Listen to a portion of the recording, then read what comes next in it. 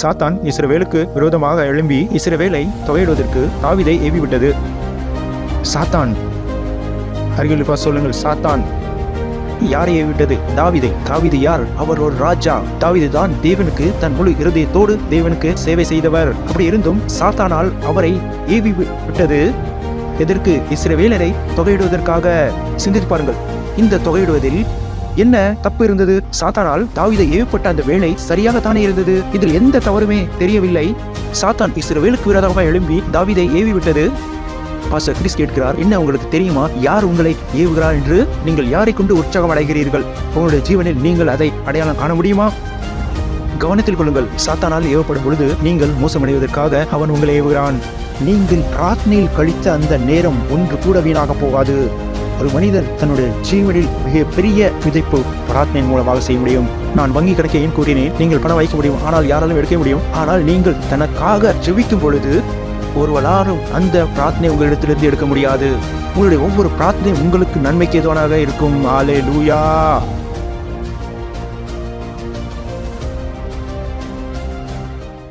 Praise the Lord. ஓ தேவனே, நீர் பெரியவர், வல்லமையுள்ள தேவன். இந்த உலகம் உம்முடையது. இந்த உலகத்தில் உள்ள தேசங்கள் உம்முடையது. நாங்கள் எல்லாம் உடைய கரத்தின் கிரியைகள். நீர் தயவுள்ளவர், நீர் அன்புள்ளவர், நீர் கிருபை உள்ளவர். நன்றி, நீர் தந்த அந்த ஆனந்திர அன்பிற்காக மற்றும் அன்பை செலுத்தியதற்காக நன்றி. உடைய ஆவியை எங்களுக்கு தந்ததற்காக நன்றி. உடைய எழுதப்பட்ட அந்த வார்த்தைகளுக்காக, எங்களுக்கு கற்றுக் கொடுப்பதற்காக, எங்களை திசை காட்டுவதற்காக, எங்களை முன்னேற்றுவதற்காக, நீர் தந்த இந்த நேரத்திற்காக உமக்கு நன்றி செலுத்துகிறோம். ஏனென்றால் உடைய வார்த்தைகளை கற்று நாங்கள் முன்னேறும்படியாக நன்றி செலுத்துகிறோம் பிதாவே. நன்றி, நன்றி, நன்றி, நன்றி. ஜெபத்தை இயேசு கிறிஸ்துவின் நாமத்தில் ஜெபிக்கிறோம். ஆமென். Praise the Lord. நீங்கள் உட்காரலாம். ஹல்லேலூயா. அருகில் இருப்பவர்களுக்கு வாய்ப்பாய் கொடுங்கள். சொல்லுங்கள், உங்களை வரவேற்கிறோம். இந்த சபையில் உங்களை பார்த்ததில் ஆனந்தம் அடைகிறோம். Praise the Lord. ஹல்லேலூயா. நான் விசுவாசிக்கிறேன். நீங்கள் நம்முடைய தேவ மனிதர் பாஸ்டர் கிறிஸின் வார்த்தைகளை கேட்கும் எந்த ஒரு சந்தர்ப்பத்தையும் நீங்கள் அசாதாரணமாக எண்ணுவதில்லை. ஏனென்றால் பாஸ்டர் கிறிஸ் கற்றுக் கொடுக்கிற ஒவ்வொரு வார்த்தையும் ரொம்ப முக்கியமானது. அந்த வார்த்தை உங்களுக்கு உங்களுடைய ஜீவனை தேவனுடைய சித்தத்தில் வைத்துவிடும். Praise the Lord. கவனத்தில் கொள்ளவும் ஒரு அலைன்மெண்ட் இருக்கிறது. அலைன்மெண்ட் வேதம் கூறுகிறது தானியேல் புஸ்தகத்தில் என்னவென்றால், தானியேல் வேதத்தை வாசித்து புரிந்து கொண்டார். இஸ்ரவேலின் அந்த துன்பப்படும் நாட்கள் முடிந்துவிட்டது என்று. மற்றும் அவர் அந்த ஞானத்தின் மூலமாக தேவனுடைய டைமிங் இருந்தது, தேவனுடைய நேரம் இருந்தது. அதை அலைன் செய்து விட்டார், ஒரு வரிசையில் கொண்டு வந்து விட்டார். இஸ்ரவேலுடைய ஜீவன் ஒரு திசையை நோக்கி போய் கொண்டிருந்தது. அவர்கள் கட்டுக்கொண்டிருந்தார்கள். தேவனுடைய தன்னுடைய நேரம் ஓடிக்கொண்டிருந்தது. ஆனால் தானியேல் இருந்தார். அவர் அந்த நேரத்தை அறிந்திருந்தார். இவர்கள் இந்த நேரத்தில் துன்பத்தில் இருக்க முடியாது என்று.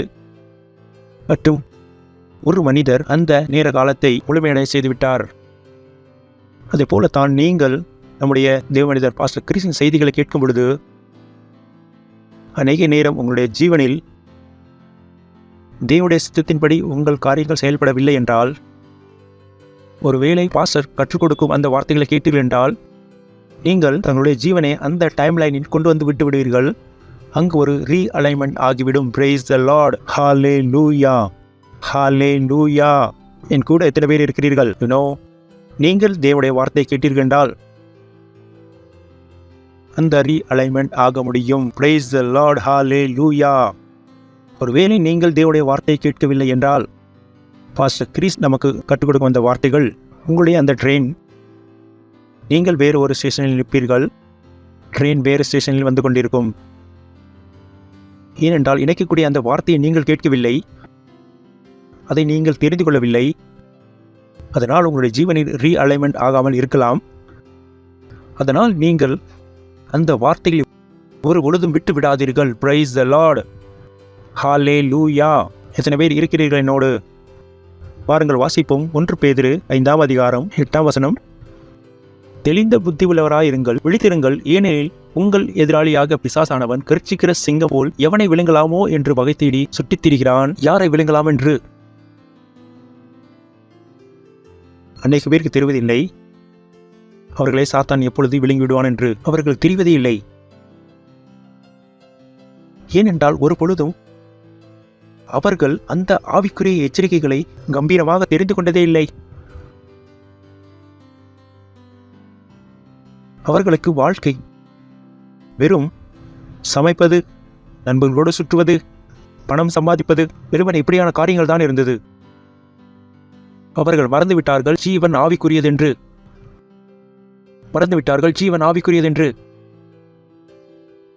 ஆவிக்குரிய அந்த ஜீவனை கற்றுக்கொள்ள அவர்கள் எந்த பிரயாசம் எடுக்கவில்லை.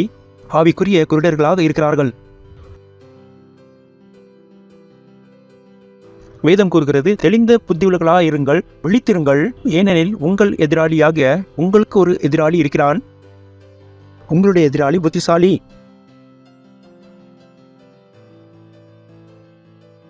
அவனுக்கு தெரியும் எப்பொழுது என்ன செய்ய வேண்டும் என்று. இப்படியான காரியங்களை பயன்படுத்தியிருக்கிறான். அவன் பல ஆண்டுகளாக இப்படி பயன்படுத்தியிருக்கிறான். அவனுக்கு தெரியும் எந்த ட்ரிக் எப்பொழுது பயன்படுத்த வேண்டும் என்று. வாருங்கள் வாசிப்போம். 1 நாளாகமம் 21ஆம் அதிகாரம் 1வது வசனம். சாத்தான் இஸ்ரவேலுக்கு விரோதமாக எழும்பி இஸ்ரவேலை தொகையிடுவதற்கு தாவீதை ஏவிவிட்டது. சாத்தான், அருகில் சொல்லுங்கள், சாத்தான் யாரை ஏவிவிட்டது? தாவீதை. தாவீது யார்? அவர் ஒரு ராஜா. தாவீது தேவனிடத்தில் அன்பு கூறுகிற ஒரு மனிதர். தாவீது தான் தேவனுக்கு தன் முழு இருதயத்தோடு தேவனுக்கு சேவை செய்தவர்.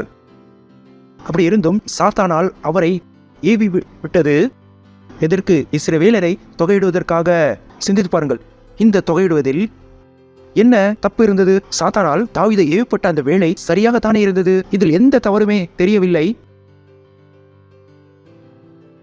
அது சரியாகத்தான் தோன்றுகிறது. சாத்தான் இஸ்ரவேலுக்கு விரோதமாக எழும்பி தாவீதை ஏவி விட்டது. பாஸ்டர் கிறிஸ் கேட்கிறார், என்ன உங்களுக்கு தெரியுமா யார் உங்களை ஏவுகிறார் என்று? நீங்கள் யாரை கொண்டு உற்சாகம் அடைகிறீர்கள்? உங்களுடைய ஜீவனில் நீங்கள் அதை அடையாளம் காண முடியுமா? உங்களுக்கு தெரியுமா, நீங்கள் ஒரு செல் லீடர். சபையிலிருந்து உங்களுக்கு போன் அழைப்பு வந்தது. நீங்கள் கூறுகிற, நான் அந்த போன் அழைப்பை எடுக்க மாட்டேன். நீங்கள் அந்த சாத்தானால் ஏவப்பட்டிருந்தீர்கள். இதை உங்களால் புரிந்து கொள்ள முடியுமா?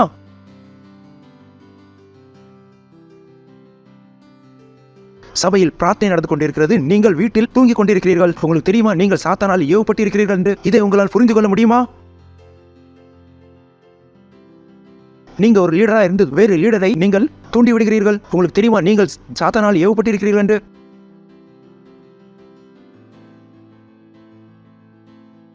என்ன இதை உங்களால் புரிந்து கொள்ள முடியுமா? கவனத்தில் கொள்ளுங்கள்.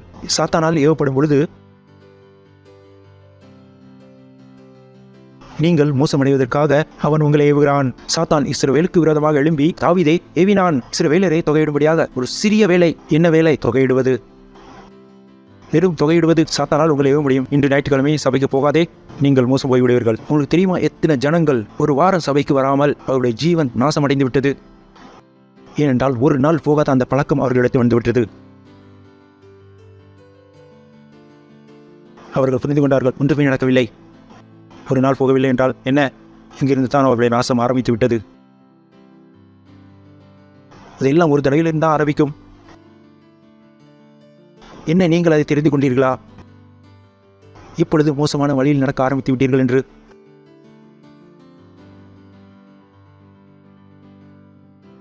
அநேக பேருக்கு ஒரு பொழுதுமே தெரிவதில்லை.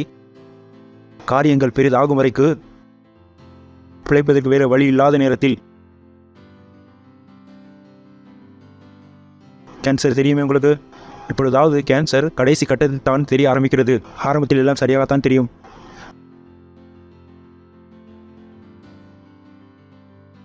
பாஸ்டர் கூறினார், சாத்தான் இஸ்ரவேலுக்கு விரோதமாக எழும்பி தாவீதை ஏவி விட்டான் இஸ்ரவேலரை தொகையிடும்படிக்கு.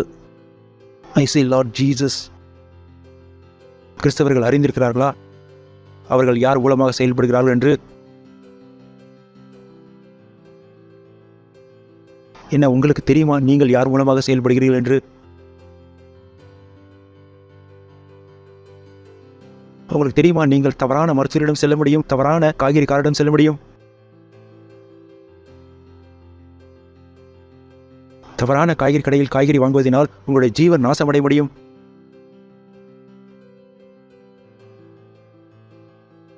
ஒருவேளை இது உங்களுக்கு தெரியாமல் இருக்கலாம். ஏனென்றால் ஒரு பொழுதும் நீங்கள் இப்படி சிந்தித்ததே இல்லை ஜீவன் ஆவிக்குரியது என்று. நீங்கள் அந்த ஆவிக்குரிய ஜீவனை பற்றி ஒரு பொழுதும் கவனம் செலுத்தியதே இல்லை. நீங்கள் ஒரு பொழுதும் அந்த ஆவிக்குரிய காரியங்களை வெளிப்படுத்தவே இல்லை. நல்லதாக தெரிகிறது, அவசியமல்ல அது நல்லது என்று. அப்படியாக இங்கு ஏதாவது உங்களுக்கு தவறாக தெரிகிறதா? அவன் என்ன கூறினான்? தொகையிடுவதில் என்ன தவறு இருந்தது? அவர் வெறும் தெரிய விரும்பினார், நம்மிடத்தில் இவ்வளவு குதிரை சவாரி இருக்கிறான், இவ்வளவு வீரர் இருக்கிறார், இவ்வளவு கஜானா இருக்கிறது. சிம்பிள். வெறும் ஸ்டாக் எடுத்துக்கொண்டிருந்தார். ஹலோ, நாமும் இதை வீட்டில் செய்வோமே. ஆனால் அந்த ஒரு சிறிய விஷயம் யாரால் ஏவப்பட்டிருந்தது? சாத்தானால். ஆனால் தாவீதுக்கு இது தெரியாது. நான் உங்களிடத்தில் கடந்த வாரம் கூறினேன், நீங்கள் கிறிஸ்தவத்தில் வரும் பொழுது, கிறிஸ்தவத்தில் வரும் முன்பு உங்களுக்கு வேறு கற்பனை இருந்திருக்கலாம். நான் உங்களுக்கு சொல்லிக் கொடுத்திருக்கிறேன். நீங்கள் சபைக்கு வந்திருக்கிறீர்கள், உங்களிடத்தில் ஏதோ கற்பனை இருக்கிறது, உங்களிடத்தில் ஏதோ திட்டங்கள் இருக்கிறது, நீங்கள் விரும்புகிறீர்கள் அது பூர்ணம் அடைய வேண்டும் என்று. அதனால் நீங்கள் சபைக்கு வந்து கிறிஸ்தவர் ஆகிவிட்டீர்கள். இருந்தும் இப்பொழுதும் அந்த திட்டங்களிலே நீங்கள் இருக்கிறீர்கள். புரிந்து கொள்ளுங்கள். ஏனென்றால் நீங்கள் கிறிஸ்தவர் ஆகுவதற்கு முன்பாக இருந்த அந்த திட்டங்கள் ரொம்ப கடினமானது. அது தேவனுடைய திட்டமாக இருக்கும் என்பது. ஏனென்றால் அந்த நேரத்தில் நீங்கள் தேவனை அறியாது இருந்தீர்கள். தீவனால் உற்சாகப்படுத்தாமல் நீங்கள் இருந்தீர்கள். வேதம் கூறுகிறது, சவுல் தமிஷ்கன் அந்த வழியில் இருந்தார். இதற்காக, கிறிஸ்தவர்களை அழிப்பதற்காக. எத்தனை பேருக்கு தெரியும் இது? எத்தனை பேருக்கு தெரியும் சவுலின் கதை? தமிஷ்கன் அந்த வழியில் இருந்தார். எத்தனை பேருக்கு தெரியும் இது? எதற்காக அவர் போய் கொண்டிருந்தார்? அவரிடம் ஒரு கடிதம் இருந்தது. என்னவென்றால் கிறிஸ்தவர்களை கொள்ளும்படியாக. இத்தனை பேர் தெரியும் இது. ஆனால் இடையில் இயேசு கிறிஸ்துவோடு அவன் சந்திப்பு உண்டானது. என்ன அவர் அந்த திட்டத்தில் தொடர்ந்து இருந்தாரா? என்ன அவர் அதே திட்டத்தில் தொடர்ந்து இருந்தாரா? அவர் அந்த திட்டத்தை கைவிட்டு விட்டார். ஏனென்றால் அந்த திட்டம் தேவனுடையது அல்ல. அநேக நேரம் ஜனங்கள் இதை தெரிந்திருக்கவே இல்லை. அதே திட்டத்தின் பின்னாடி இருக்கிறார்கள். தேவனை அவர்கள் சந்திப்பதற்கு முன்பாக இருந்த அதே திட்டத்தை தேவன் உங்களை காப்பாற்றிவிட்டார். அந்த திட்டத்தை கைவிட்டு விடுங்கள். தேவனுடைய திட்டத்தை தனக்கு சொந்தமாக்கிக் கொள்ளுங்கள். ஹல்லேலூயா. சொல்லுங்கள். சாத்தானால் தாவீது ஏவப்பட்டார். நான் முதலாவது தடவை இதை வாசிக்கும் பொழுது, ஓ தேவனே எனக்கு உதவி செய், நான் அவனால் ஏவப்படாதபடிக்கு. தாவீது ஏவிவிட்டான்.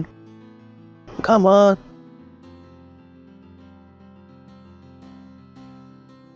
Praise the Lord. இருக்கிறீர்களா?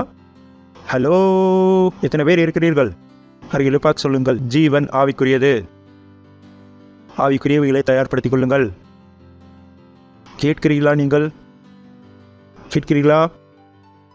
நான் உயிரோடு எப்படி இருக்கிறேன் என்றால் நான் பரிசுத்த ஆவியானவரை கேட்கிறேன். சரிதானே? அதனால் யாரும் எனக்கு சொல்லிக் கொடுக்க முடியாது ஜீவன் ஆவிக்குரியது என்று. ஓ தேவனே, நான் உயிரோடு இங்கே நிற்கிறேன் என்றால் நான் பரிசுத்த ஆவியானவரை கேட்டுக்கொண்டேன். ஆனால் எத்தனை பேர் இறந்து விட்டார்கள் பரிசுத்த ஆவியானவரை கேட்காமல்?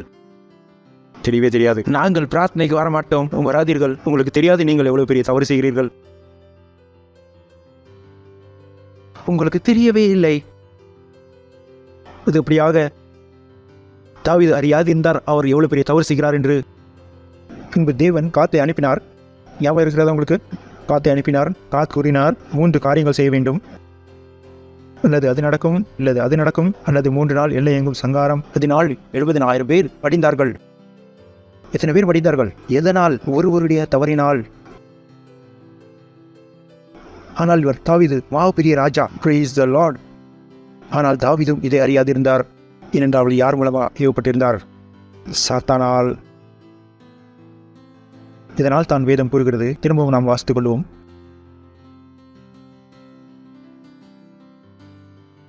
1 பேதுரு 5 8 தெளிந்த புத்தி உள்ளவர்களாயிருங்கள், விழித்திருங்கள். அருகில் இருப்பவரை சொல்லுங்கள், தெளிந்த புத்தி உள்ளவராயிருங்கள், விழித்திருங்கள்.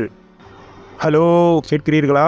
பாஸ்டர், ரொம்ப தூக்கம் வருகிறது. இரவில் நான் சோர்ந்து போகிறேன். காலையில் சமைத்துக் கொண்டிருப்பேன். மதியம் காய்கறி வாங்கும் நேரம். ரொம்ப நல்லது,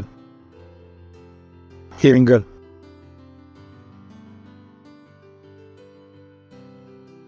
தெளிந்த புத்தி உள்ளவராயிருங்கள், விழித்திருங்கள். விழித்திருந்து என்ன செய்ய வேண்டும்? டிவி பார்க்க வேண்டுமா? சில பேர் கூறுவார், பாஸ்டர் நீங்க தானே கூறுவீங்க தெளிந்த புத்தி உள்ளவராயிருங்க, விழித்திருங்கள். ஆனால் அது கூறவில்லை என்ன செய்ய வேண்டும் என்று. ஓகே, மார்க் 14:38 உங்களுக்கு தெரியுமா? சில பேர் புத்தியில் ஏதோ ஓடிக்கொண்டிருக்கும். விழித்திருந்து ஜெபம் பண்ணி கொண்டிருங்கள். சரியா? தெளிந்த புத்தி உள்ளவராயிருங்கள், விழித்திருங்கள். எதற்காக விழித்திருக்க வேண்டும்? ஜெபம் பண்ணபடிக்கு.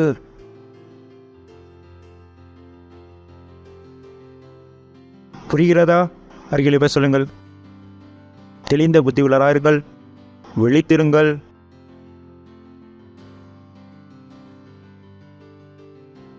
எதற்காக விழித்திருங்கள்? ஹல்லேலூயா.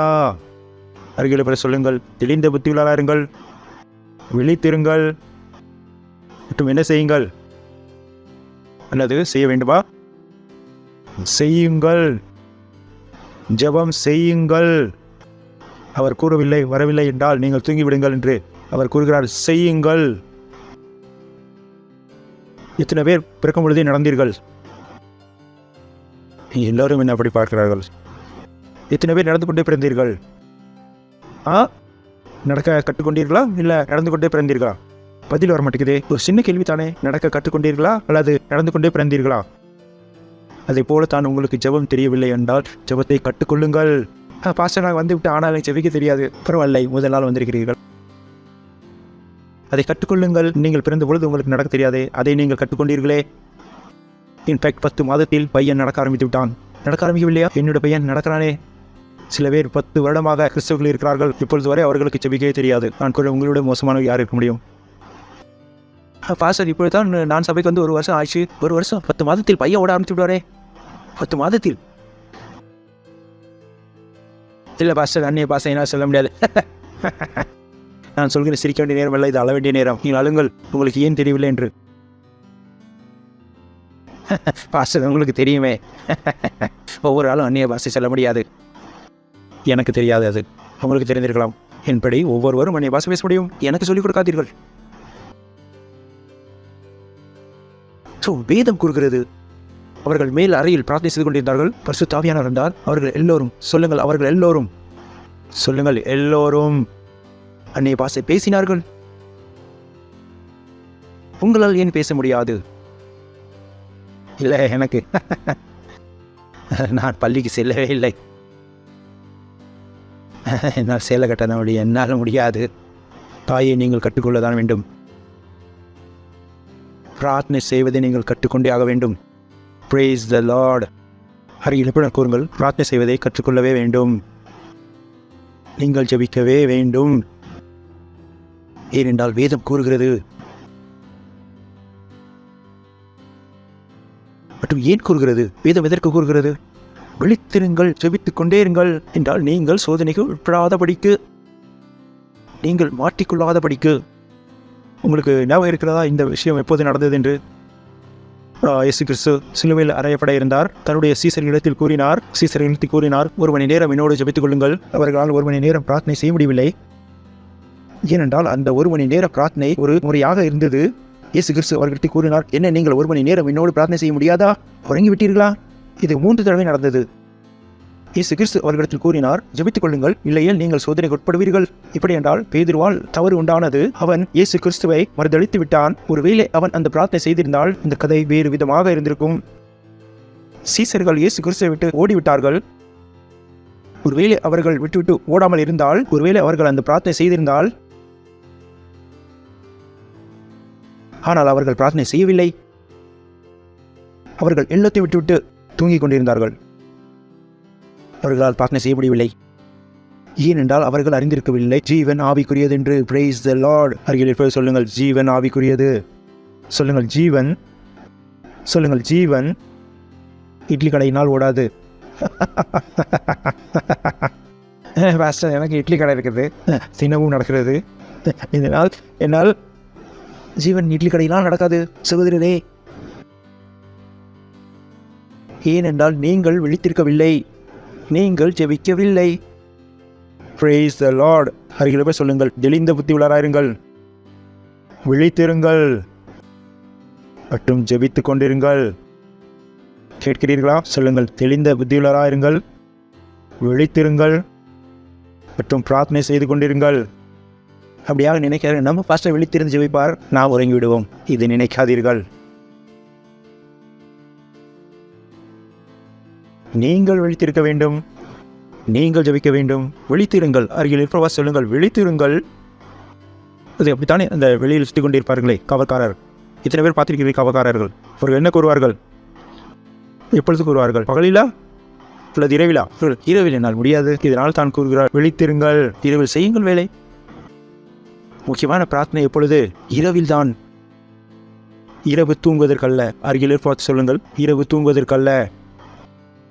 சாத்தானும் இதை அறிந்திருக்கிறான். எல்லா தவறுகளும் இரவில் தான் செய்கிறான். ராத்திரி வேலை செய்பவர்கள் அவர்கள் இரவு பொழுது விழித்திருந்து செய்வதில்லை வேலை. Praise the Lord.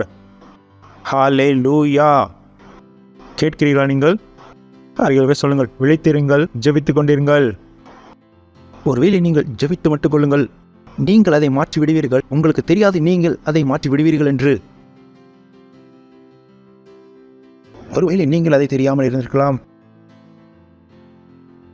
ஏனென்றால் நீங்கள் பிரார்த்தனையில் கழித்த அந்த நேரம் ஒன்று கூட வீணாக போகாது. ஒரு மனிதர் தன்னுடைய ஜீவனில் மிக பெரிய விதைப்பு பிரார்த்தனையின் மூலமாக செய்ய முடியும். Praise the Lord. Hallelujah.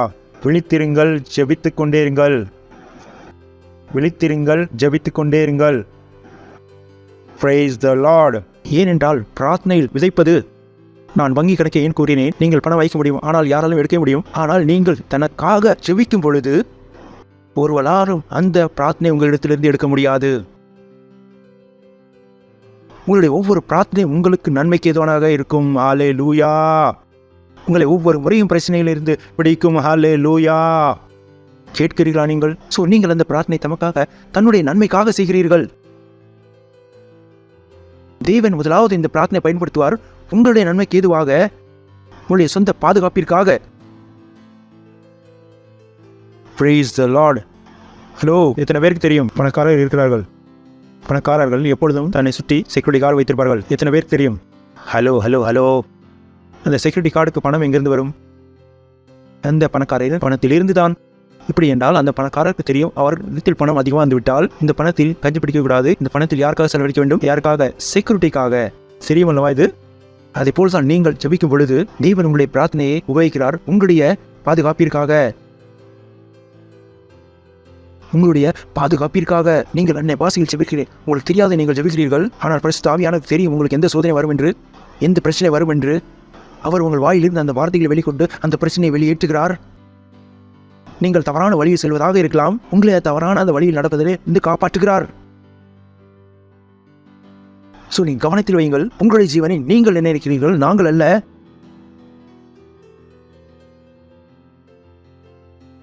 Praise the Lord. Hallelujah. ஒருவேளை நீங்கள் பிரார்த்தனை செய்யவில்லை என்றால், wow wow wow. Praise the Lord. அருகில் போய் சொல்லுங்கள், விழித்திருங்கள், ஜெபித்துக் கொண்டிருங்கள். ஏசாயா 42 அதிகாரம் 18 வசனம். Isaiah 42 verse 18. செவிடரை கேளுங்கள், நீங்கள் செவிடர் அல்ல. சரியா? வார்த்தையில் சொல்கிறேன். இல்லை சொல்ல, பாஸ்டர் என்னை செவிடர் சொல்லிவிட்டார். நான் வசனத்தை வாசித்தேன். நீங்கள் செவிடர் இருந்தால் கேட்டிருப்பீர்கள். இரண்டிலுமே நன்மை இருக்கிறது. சரியா? நான் வசனத்தை வாசிக்கிறேன். செவிடரை கேளுங்கள், குருடரே நீங்கள் காணும்படி நோக்கி பாருங்கள். நெக்ஸ்ட். என் தாசனை அல்லாமல் குருடன் யார்? நான் அனுப்பிய தூதனை அல்லாமல் செவிடன் யார்? உத்தமனை அல்லாமல் குருடன் யார்? கர்த்தருடைய ஊழியக்காரனை அல்லாமல் அந்தகன் யார்? ஓ காட், இது யாரை பற்றி அவர் கூறுகிறார்? தேவனுடைய ஜனங்கள் யார்? குருடர்கள். ஏனென்றால் அவர்கள் பிரார்த்தனை செய்வதில்லை. Praise the Lord. அருகில் போய் சொல்லுங்கள், பிரார்த்தனை செய்யுங்கள், பிரார்த்தனை செய்யுங்கள். சரியா? என் தாசனே அல்லாமல் கூடன் யார்? நான் அனுப்பின தூதனே அல்லாமல் சிவிடன் யார்? உத்தமனே அல்லாமல் கூடன் யார்? கர்த்தருடைய ஊழியக்காரனே அல்லாமல் அந்தவன் யார்? நெக்ஸ்ட். அநேக காரியங்களை கண்டும் கவனியாது இருக்கிறாய், அவனுக்கு செவிகளை தெரிந்திருந்தாலும் கேளாது போகிறான். யாரிடம் பேசுகிறார்? தம்முடைய பிள்ளைகளோடு. நெக்ஸ்ட். கர்த்தர் தமது நீதி நிமித்தம் அவன் மேல் பிரியம் வைத்திருக்கிறார், அவர் வேதத்தை முக்கியப்படுத்தி அதை மையமே உள்ளதாக்குவார். நெக்ஸ்ட். இந்த ஜனமோ கொள்ளையிடப்பட்டும். யார் கொள்ளையிடப்பட்டு? தேவனுடைய பிள்ளைகள்.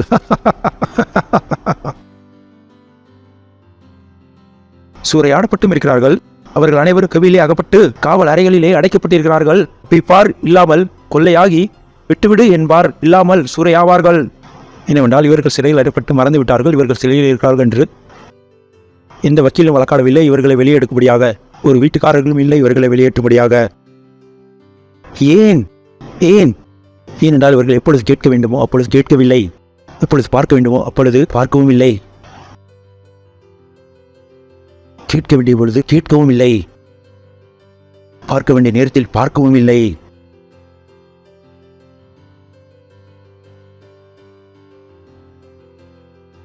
மத்தேயு 13ஆம் அதிகாரம். அருகில் இருப்ப பார்த்து சொல்லுங்கள், ஜீவன் ஆவிக்குரியது. சொல்லுங்கள், ஜீவன் ஜீவன் ஆவிக்குரியது. சொல்லுங்கள், ஜீவன் யாருடைய டீ கடையினால் கிடைப்பதில்லை.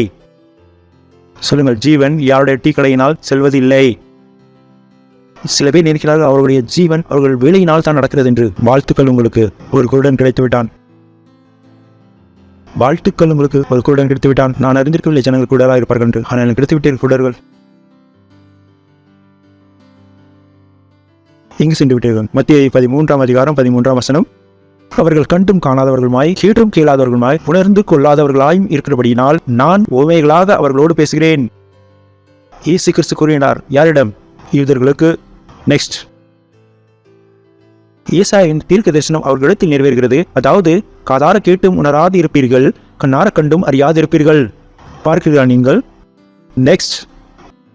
அவர்கள் இருதயம் கொளுத்திருக்கிறது. அருகில் போய் சொல்லுங்கள், இருதயம் கொளுத்திருக்கிறது. நான் மும்பையில் இருக்கிறேன், என்னோட வீட்டில் ஏசி இருக்கிறது. உங்களுடைய இருதயம் கொளுத்திருக்கவில்லையே. என்னுடைய பையன் 40,000 சம்பாதிக்கிறான். உங்களுடைய இருதயம் கொளுத்திருக்கிறதா?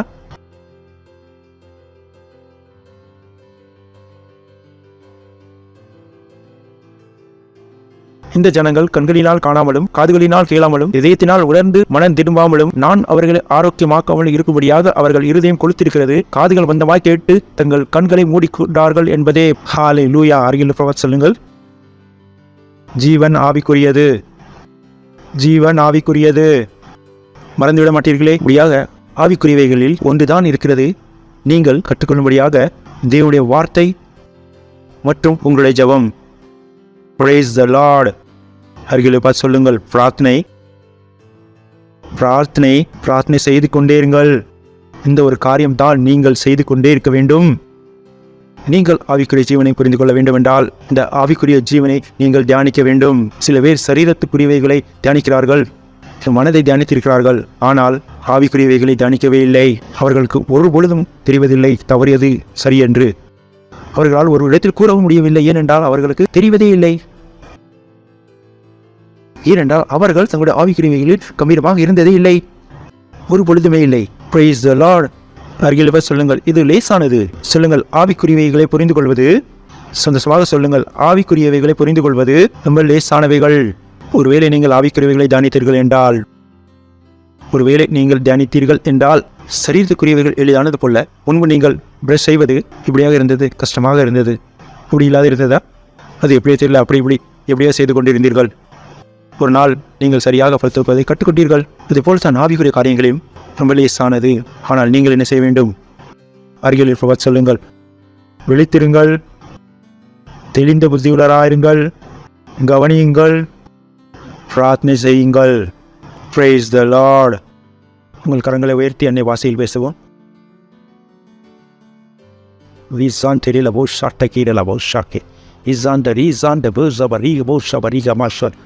ஹல்லேலூயா. இது தங்களுடைய காணிக்கை தசமபாகம் கொடுக்க வேண்டிய நேரம், உங்களுடைய பார்ட்னர்ஷிப் கொடுக்க வேண்டிய நேரம், நன்றி செலுத்துக்கான காணிக்கைகள் கொடுக்க வேண்டிய நேரம், சந்தோஷத்தோடு ஆனந்தத்தோடு. ஒருவேளை நீங்கள் ஆன்லைன் பார்த்து கொண்டிருக்கிறீர்கள் என்றால், இருந்தும் உங்களிடத்தில் வாய்ப்புகள் இருக்கிறது. எங்களுடைய ஆன்லைன் டீட்டெயில்ஸ் இங்கு கொடுக்கப்பட்டிருக்கிறது. இதன் மூலம் நீங்கள் கொடுக்கலாம்.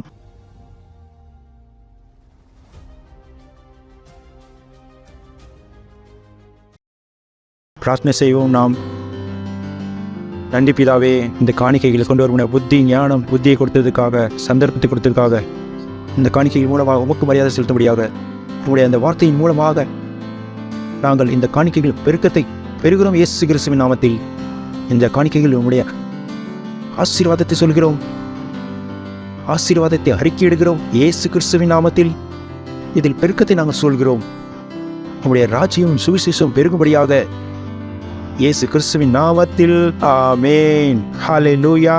ஒருவேளை நீங்கள் ரட்சிப்பை பெறவில்லை என்றால், நீங்கள் இயேசு கிறிஸ்துவை ஏற்றுக்கொள்ளவில்லை என்றால், நான் சொல்லும் இந்த இயேசு கிறிஸ்துவின் ஜீவனை நீங்கள் பெறாமல் இருந்தீர்கள் என்றால், நான் சொல்லுகிறேன், இது உங்களுடைய நேரம். இந்த வார்த்தைகளை சொல்லுங்கள். சொல்லுங்கள், அன்புள்ள பிதாவே, நான் இயேசு கிறிஸ்துவை விசுவாசிக்கிறேன், தேவனுடைய குமாரனை நான் விசுவாசிக்கிறேன். அவர் மரித்தார் என்னை காப்பாற்றுவதற்காக. நான் விசுவாசிக்கிறேன், தேவன் அவரை மரித்தோரிலிருந்து எழுப்பினார்.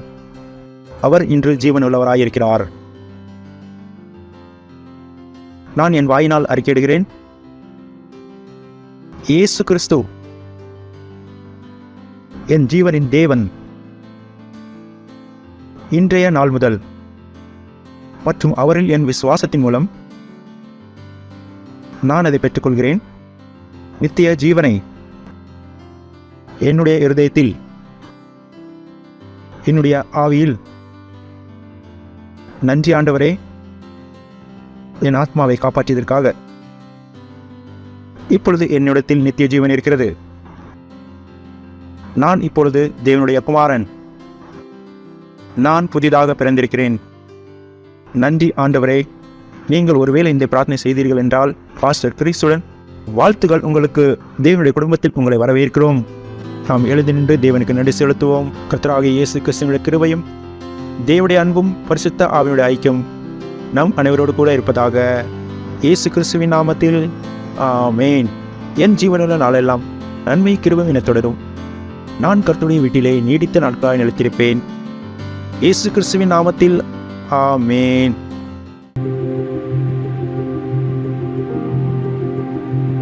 I told you that we're going to have a special Reach Out World Day. Make sure that you are planning. It's several months away, but it takes a long time to plan to do something of this magnitude. We will be taking Rhapsody of Realities to all the world. Rhapsody of Realities everywhere, every nation, every city, every town, every hamlet. The aircrafts, the train, the buses, the schools, the highways and the hedges. We want to make the Word of God available to everybody, and we're giving it to them in their language, the language they best understand. So plan for it and be a part of it. See, this is going to take billions of copies all over the world. Do it as big as you can. That's what I'll say to you. Do it as big as you can. How many copies can you sponsor? How many? That's up to you. You decide how many you're going to sponsor. But definitely, this is billions of copies around the world. We should be looking at no less than 10 billion from early readers. We have for teenagers, we have for adults, then we also have the Braille versions. This is going to be huge. More than half of that will be printed. And we have another half, of course, on the digital format. But you know, the digital format can always be multiplied. So that's not very difficult. But it's the printed one that takes quite some time. And that's why we're beginning now. Make sure you invest in the print copy. It's important because of evangelism. Very important. So let's do it. Let's do it for the Lord. And there are 4 key actions to take today and every day till that great and glorious day. 1. Pray every day. Join the formidable 1 Billion Minute Prayer March. Visit 1billionminute.mystreamspace.org to pray daily for 15 minutes.